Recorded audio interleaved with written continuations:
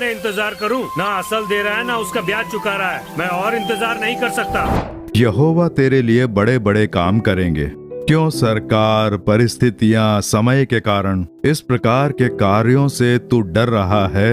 इन सब के बीच तुझे बचाने के लिए, तुझे आशीष देने के लिए एक परमेश्वर है।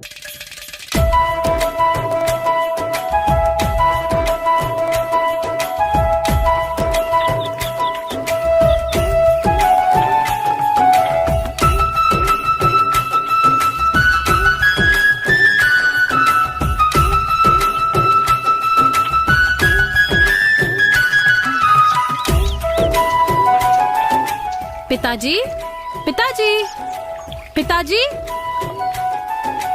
वही रुक बेटी, मैं अभी आता हूँ। हाँ ठीक है पिताजी। ये लो पिताजी। हाँ, तेरी ऑनलाइन क्लास है ना? तू घर जा, मैं जल्दी से काम खत्म करके घर आ जाऊंगा, ठीक है? ठीक है पिताजी।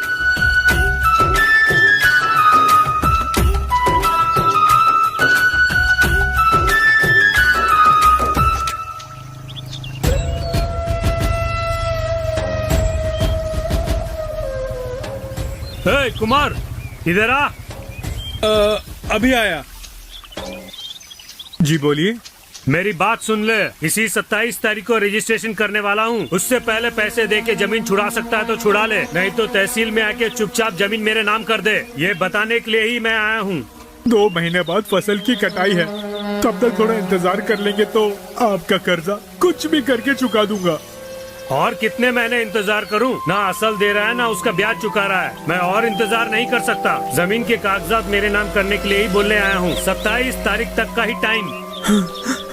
कर्जा लेके चुकाने की औकात नहीं है और चला है बेटी को किसानी पढ़ाने।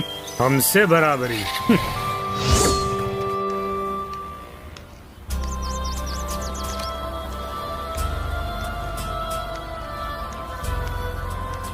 नमस्ते जी। अरे अरे, आओ रमेश, बैठो। नहीं, कोई बात नहीं, थोड़ी सी सहायता चाहिए, बस उसी के लिए आया। क्या बात है बताओ। कल एक 10,000 रुपए की जरूरत है। ट्रैक्टर का लोन लिया है, उसका ड्यू भरना है। इसमें क्या हुआ, अभी ले जाओ।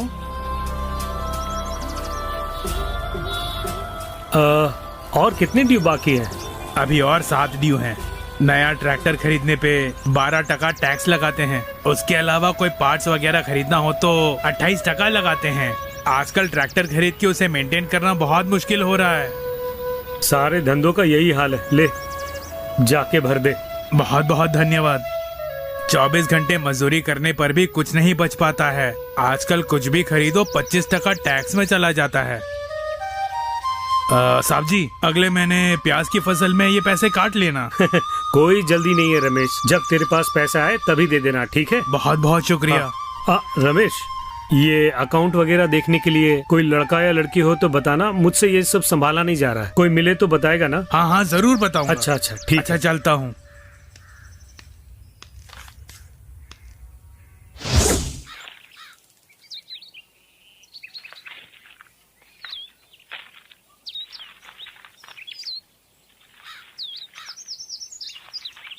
कर्जा लेके चुकाने की औकात नहीं है और चला है बेटी को किसानी पढ़ाने।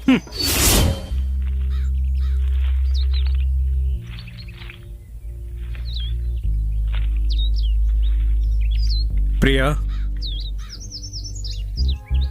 क्या है पिताजी? तुझे किसानी की ही पढ़ाई करनी है? क्यों पिताजी?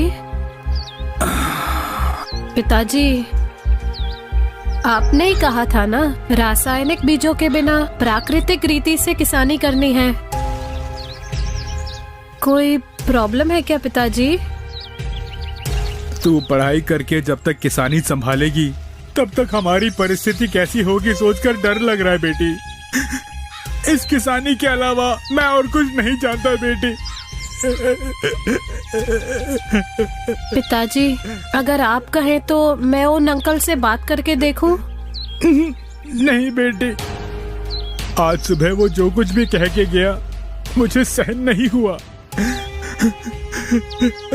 रो मत पिताजी। पिताजी, ऐसे रो नहीं।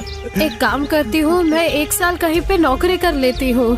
उसके बाद मैं किसानी की पढ़ाई कर लूंगी। तू नौकरी पे जाए उतनी उम्र अभी मेरी नहीं हुई है। तू जो पढ़ना चाहती है नहीं पढ़ा पा रहा हूँ, इसी बात का मुझे दुख है।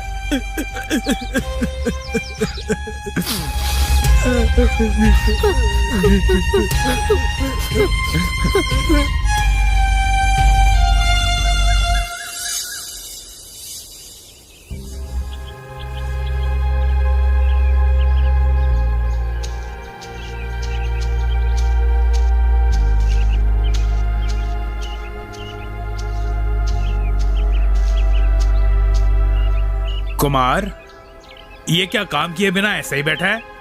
जमीन हाथ से जाने वाली है तो काम करके क्या करूं? ये तू क्या कह रहा है?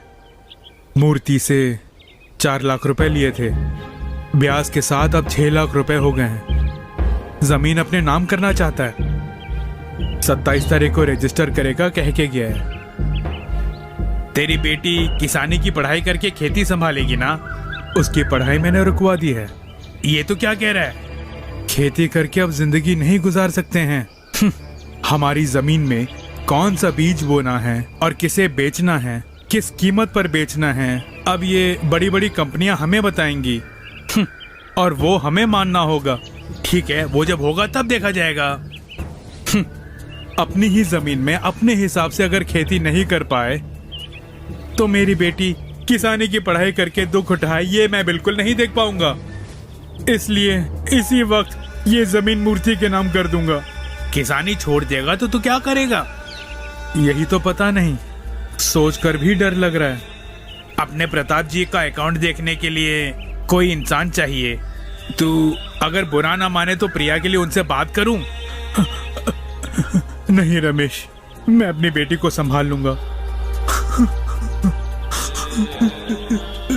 ठीक है कुमार, खुद को संभाल, मैं चलता हूँ। ठीक है रमेश।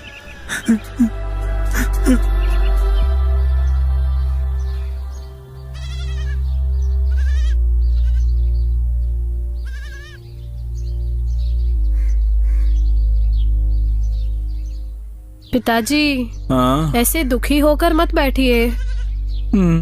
ठीक है बेटी।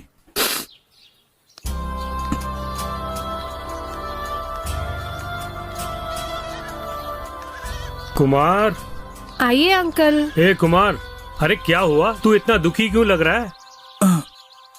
साहब जी, आइए ना, आइए, बैठिए। ठीक है, तू बैठ जा। रमेश से बात हुई थी, उसने तेरी हालत बताई, इसीलिए तुझसे बस मैं मिलने चला आया। अच्छा ये बता, ये सच है क्या तू किसानी छोड़ने वाला है? किसानी छोड़ देगा तो करेगा क्या? कुछ पता नहीं साहब जी। तूने मूर्ति से उधार लिया है, मैंने उससे बात की। तूने जो कर्जा लिया है उसकी जिम्मेदारी मैंने ले ली है। किसानी में ही रहकर कर्जा चुकाने की कोशिश कर। आपका ये एहसान मैं कभी नहीं भूलूंगा, लेकिन इस कर्जे की वजह से मैं किसानी नहीं छोड़ रहा हूँ साहब जी। तो फिर? हमारे देश की जो हालत है वो देखकर बोल रहा हूँ। बचपन में ही सौतेली माँ के अत्याचारों के कारण मैंने घर छोड़ दिया और इस गांव में आ गया। एक वक्त का खाना भी नहीं मिल रहा था, इतनी तकलीफ उठाई, लेकिन तब भी मेरी हिम्मत नहीं टूटी, बल्कि हौसला बढ़ाया मेरी माँ ने जो मुझे दी, इसने, इस बाइबल ने। जब भी मैं ये बाइबल पढ़ता हूँ तो मुझे लगता है जैसे यीशु मेरे साथ ही है। मेरी हालत भिखारियों जैसी थी, लेकिन आज राज्य के हर कोने में सब्जियां सप्लाई करता हूँ। मैं कुछ समझा नहीं। यही कि यीशु को अपना के जी के तो देख। देश की हालत चाहे जैसी भी हो, यीशु को अपनाने वाले पर कभी विपत्ति नहीं आएगी।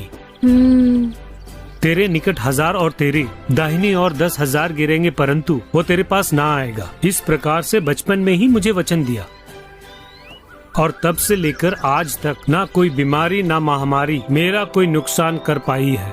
किसी भी ईश्वर के ऊपर मुझे ज्यादा विश्वास नहीं है, लेकिन आपकी बातें सुनकर यीशु के पास जाने से शांति से जीवन जी सकेंगे ऐसा विश्वास हो रहा है। बताइए मुझे क्या करना होगा? तेरी बच्ची किसानी पढ़ना चाहती है, उसे किसानी पढ़ा। हाँ। और रोजाना ध्यान से ये बाइबल पढ़ना। हाँ। अपने दुख यीशु को बताना, बाकी सब वो संभाल लेंगे। ठीक है साहब जी। उन पर विश्वास रखकर किसानी कर, उसके बाद देखना तुझे खुद आश्चर्य होगा, तू अपना कर्ज भी चुका देगा। साहब जी, ठीक है? जरूर करूँगा। क्यों प्रिया, अब तो खुश है ना? बहुत खुश हूँ अंकल। हाँ, पूरे 1 हफ्ते के बाद मैं अपने पिताजी के चेहरे पे खुशी देख रही हूँ। बहुत बहुत धन्यवाद अंकल। ये जो धन्यवाद है यीशु पिता को दो। अभी भी मुझे तुमसे बात करने के लिए भेजा यीशु मसीह ने ही। सिर्फ इतना ही नहीं, आज गणतंत्र दिवस है। इसमें अधिकार, न्याय, आजादी, मित्रता, ये सब इस दिन में समाये हैं। इसलिए आज से यीशु तुम्हारा जीवन ही बदल देंगे। बिल्कुल सही कहा अंकल। अच्छा तो ठीक है, मैं चलता हूँ। अंकल, हाँ? गणतंत्र दिवस मुबारक हो। तुम्हें भी गणतंत्र दिवस मुबारक हो।